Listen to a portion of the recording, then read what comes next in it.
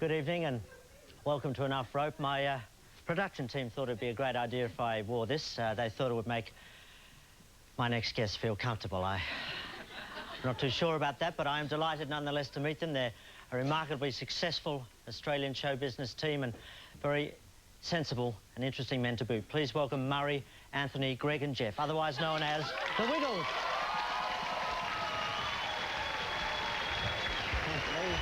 Jeff, Greg, Murray.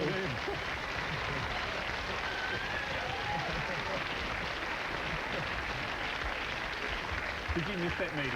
I missed the meeting, yes. I think the words right pillock are coming to my mind right now. Nonetheless, I'm the gayest wiggle of them all. That's saying something. I'll get into it. Hey, who came up with the finger move? Murray. I think I did, yeah. And what led to the finger move? Did you lie awake at night thinking of finger moves? No, we didn't actually. We were on tour, and when you're on tour out in country Australia, you watch a lot of like weekend television that a lot of people don't see, and we were watching the bowling, the Denton bowling. Yes. And there were these two guys, and whenever one of them got a strike or something, the other one would go, yeah. Oh, really? And the next day, we just started doing it on stage, and it stuck. Have they ever written to you saying you've ripped off their act? No. Don't tell them. No, obviously not. Who came up with the idea of the Wiggles, the concept? Well, it was Anthony, really. It's really just a one-off album, I suppose, really, at first. When we did the album, I remember thinking, well, we don't want to make a rock and roll album. We want to do, think about early childhood principles and what we'd learned at Macquarie University. So we got Greg, who's got a beautiful, soothing voice.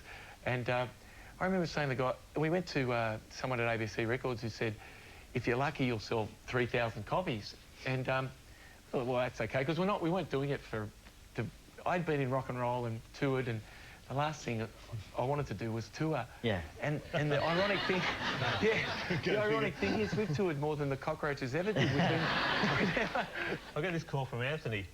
Hello, Anthony. Go away. I'm not interested, you know. He's always got these ideas for things. He said, I've got this project. This project to make a children's album. And he says, come down to the studio. And I said...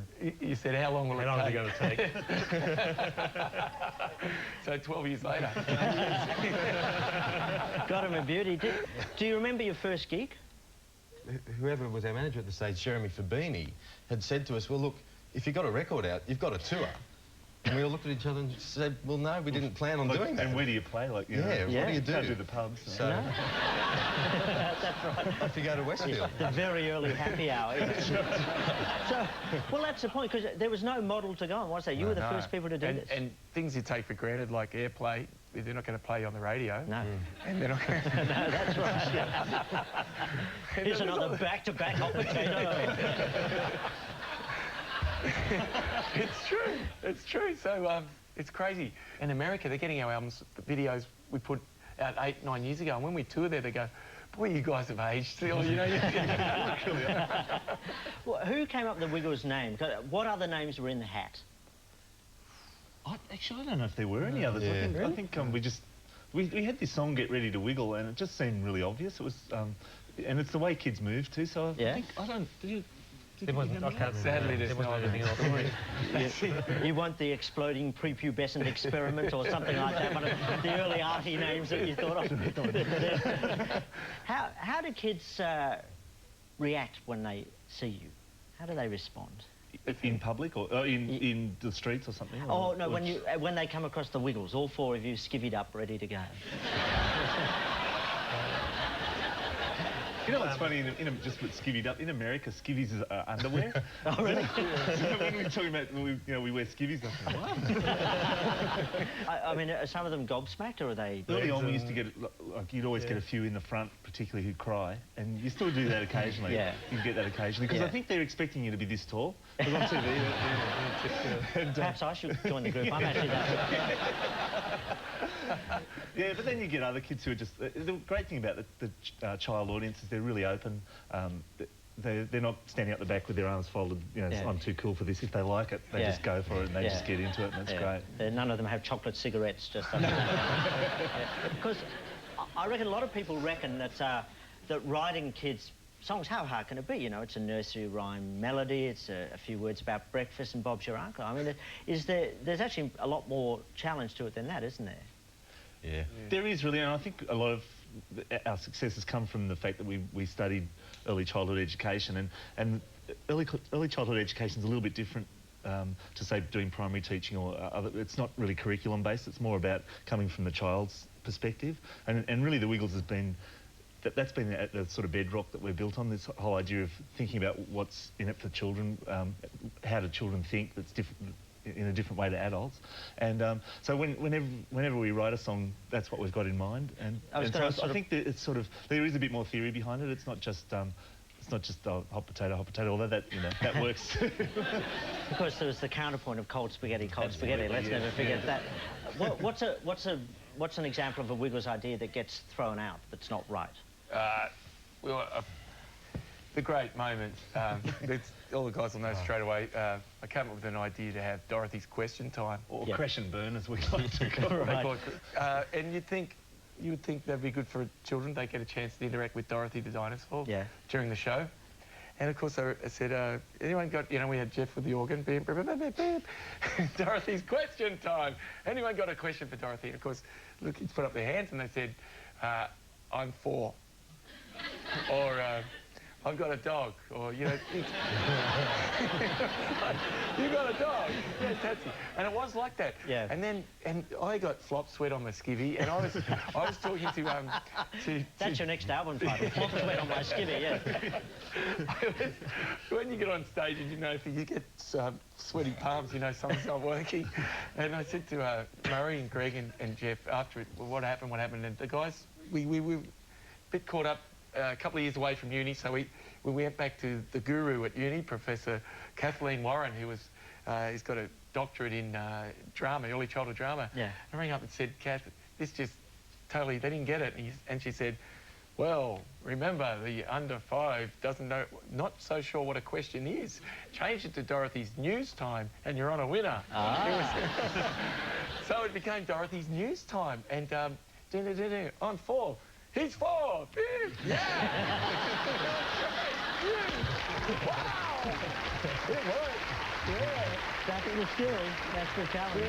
Yeah. What kind of bad advice have you had down the years? Because I can only imagine, as happens with any group, that people have tried to change you in some ways. What sort of things have you copped? We had one of our early managers brought a guy in, actually from TV, and he was making his own TV shows, and he came in children's TV and he said, lose the dinosaur. Which was great. Yeah. Does it annoy you that because you're a kids act, you don't get the credit and the cred of other bands who probably aren't as successful? I think it's great, the children's music, because I don't even think of it as an industry, that's just what we do, because you don't have the hype. Like, you get invited to the ARIA Awards and you don't have to be cool.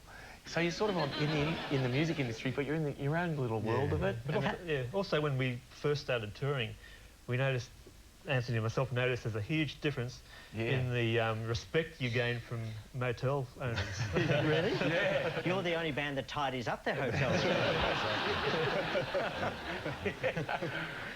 You talk about touring, like, for a rock band, if they do 100 gigs in a year, they've worked pretty hard. How hard do you guys work, Greg? Oh, well, we used to do about 500 shows a year because we could do 3 or 4 shows a day, but as we're getting a bit older, that's not the case anymore. And the audience aren't getting older with you, are they? No, that's right, no. Last year was a big breakthrough for you in America. You got the prime time slot on Disney, which is 8 o'clock in the morning. What sort of difference did that make to your career? I remember when it was either Disney, when we first went on Disney, the guy came in and said, it's not one of the biggest stations, it's getting there. We've only got 80 million subscribers.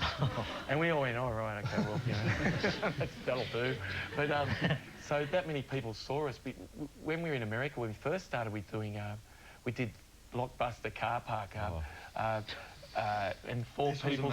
We literally had 4 people. We did a Blockbuster video tour, and it's one of the strange things in that the first gig we did was probably 30 people. The next one was 15. The next one was 10. And it got down to 4. The last gig in Dallas. Oh no, the last gig in LA. Yeah. Well, there was 4 people there, and 2 of them were brought along by our PR person. So that must have been a bit overwhelming for those kids. But the funny thing was, the next time we went back to LA, we played at the Universal Amphitheatre, and there was 5,000 people there. So it was a bit of a jump. So that's what Disney does. Yeah. And in terms of the perception in the street, I know you've been twice in the Macy's Day Parade, which is watched by 70 million people. Do you now discover when you go to America that recognition factor? Yeah. And the biggest thing we think is if you get recognised at customs when you're going through in an airport, you know something's happening. It's been happening. It happens. Yeah. Even they without don't frisk you or anything. They just go. Is your passport photo in the skivvy?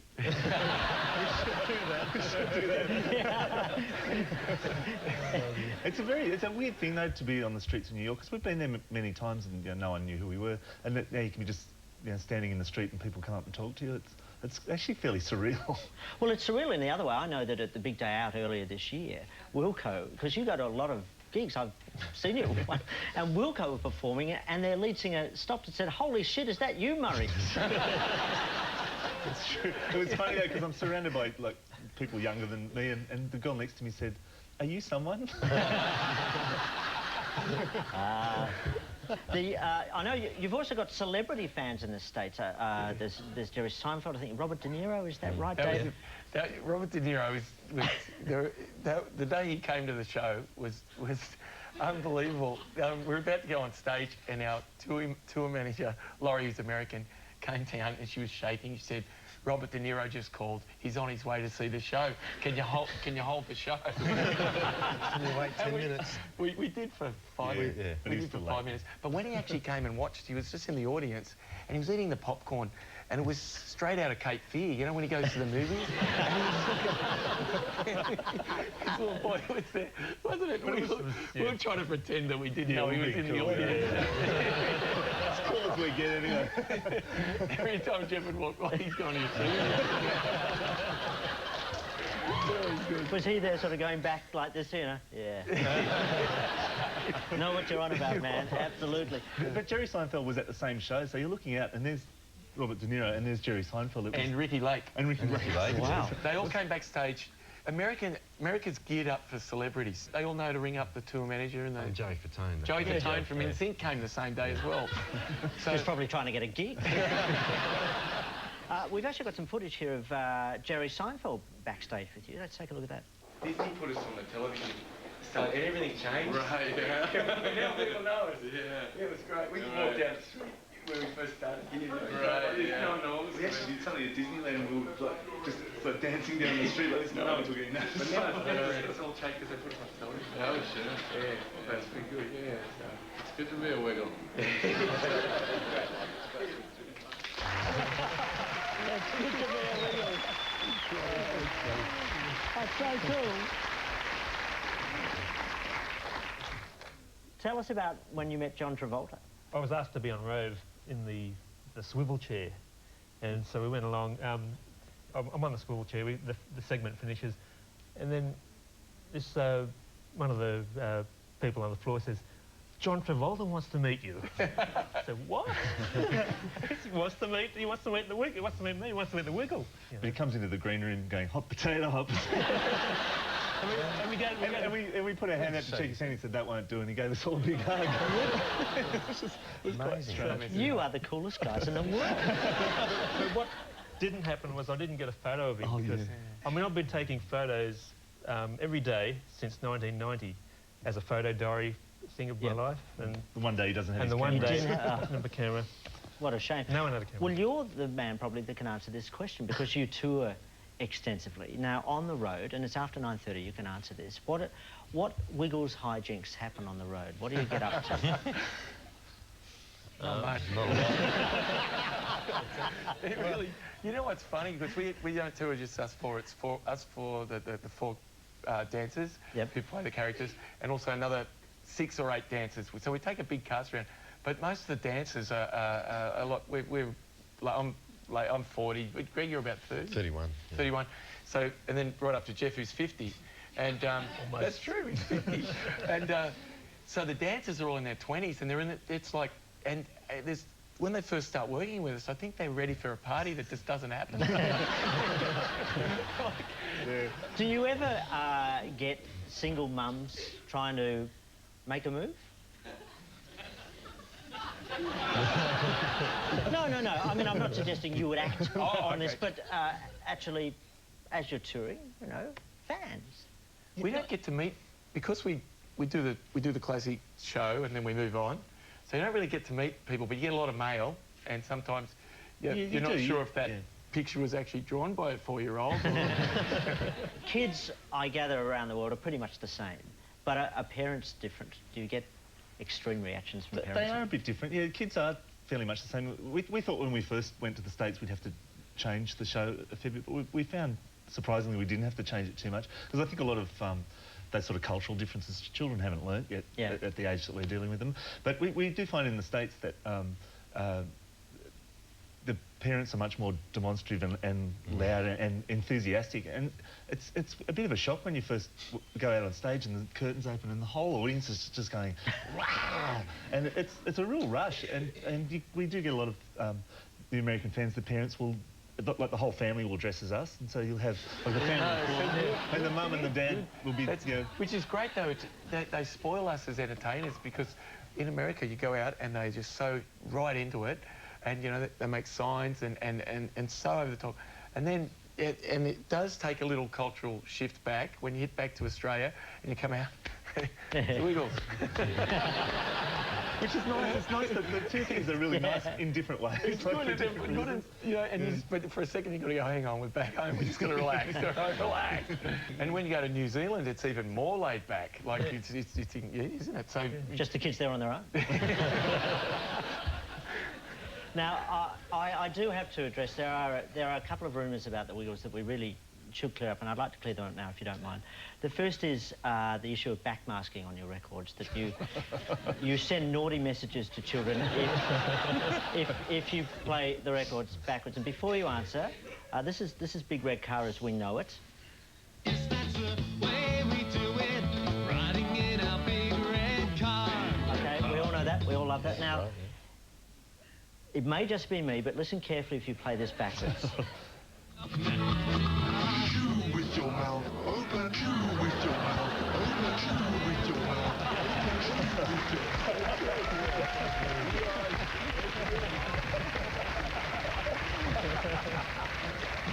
Andrew, you've caught us out there. Chew with your mouth open. I hope there'll be no more of it. There is a more disturbing rumour that I really do need to address with you, and that is the rumour that Jeff is dead. Now, Jeff, I don't want you to say anything right now. I just want you to hear me out, all right? Yeah. According to the theory, Jeff was killed in a big red car accident in August 1996, and the record company attempted to cover this up, and you have been trying to send subtle messages to your fans to explain to them that Jeff is dead. Now, this is the evidence here.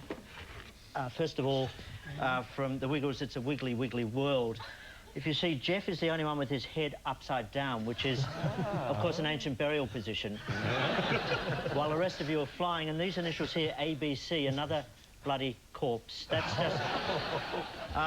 then your second video, the Wiggles Hoop-de-Doo, it's a wiggly party, is actually an anagram of boo-hoo-hoo, we miss you, big guy. Then if we look at the Wiggles Toot-Toot, stay with me, please. The number plate, JHL 896. Jeff has left August 1996.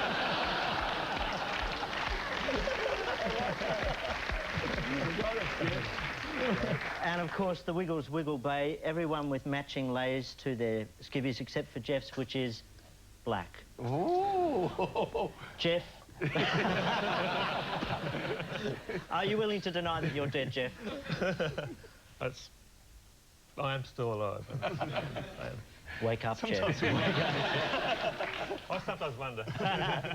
Now, you earlier this year, you started the Taiwanese Wiggles. You're actually franchising out to various Asian countries. First question, is there one Caucasian in the group?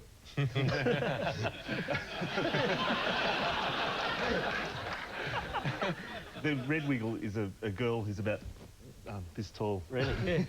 A wiglet? Yes. What's more?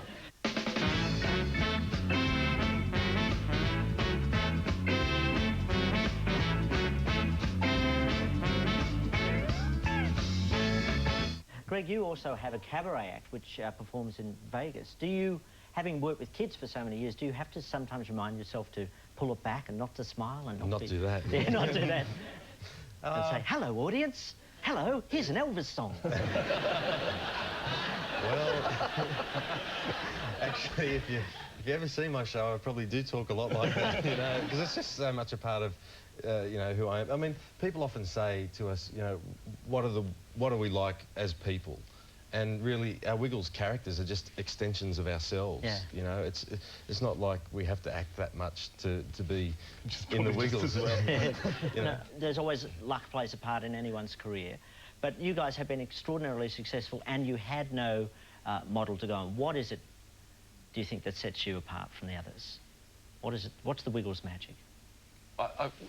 You guys should all talk about it. I think what I like about it is we've always stuck to what we learned at university, and we always think about the child first when we're putting something together. Like, you could be clever, and we're probably not clever enough to put in adult sort of jokes there.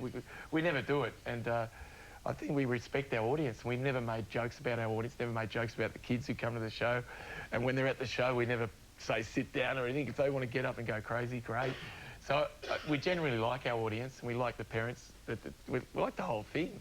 I think a lot of that is people recognise that you're genuine about what you do. We're not something that's been a creation in a boardroom or something. It grew organically, and I think people recognise that, and the fact that we have fun ourselves when we're doing it, I think people and kids recognise that too. Yeah. I think. We can see it tonight. Speaking as the father of a son who grew up with you, thank you on behalf of my family, and thank you on behalf of the families of Australia. The Wiggles, ladies and gentlemen.